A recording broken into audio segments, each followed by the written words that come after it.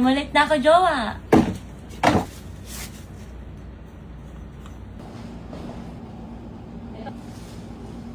Mamili ka lang gusto mo one-liner?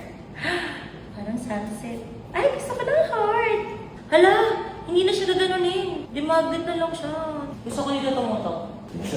Ikaisip mo lang ba? Pasensya na ako. Sige, muli-muli ka muna. Ayan. Para malakas pa. No? Ay, hindi. Sige, dun yung ilaw. Patayin mo. Yan. Kasi mag-iilaw lang tayo, di ba? Kailangan ko ng upuan dito.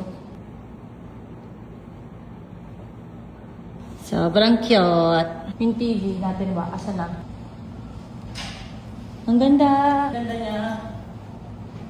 Na-appreciate pa din. Ang init. Ay! Okay niya pa din. Kita pa din siya sa camera. Hindi na masyado. Kailangan mo ilapit. Ang ganda tong mic na to.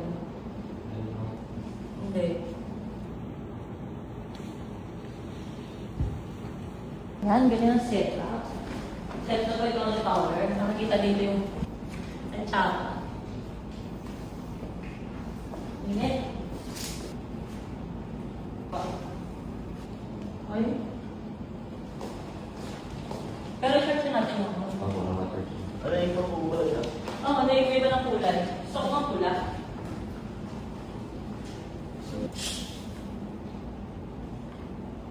Kasama tayo. Kapit-kapit ka tayo. Ay, ang pogi mo naman dalawa yung ikaw mo. Ngayon ko lang nakita. Ika nga dito ba? Ang cute mo naman dalawa yung ikaw mo. Saan ito? Nangyari sa heart. Ayan, pa-heart tayo. Tapos sa susunod naman, sunset. Ang dami kayang mga style niyan. Gusto mo mag-sunset ako sa'yo, huwag naman heart.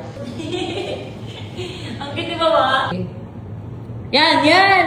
Ba't parang naging burat? Pangalan kay sunset mo ka. Kasakit ka rin? Oo, yung friends ako. Sa bawat ng ikaw.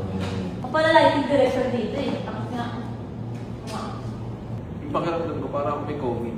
Nabalitaan namin na walang yaya sila Ate Marie. Kaya sabi ko kay Jowa, meron akong solusyon na naiisip. Nag-fail. Ito ba yung talent na nakasunod?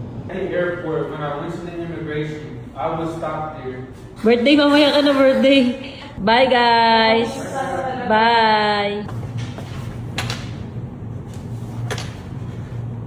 Cute!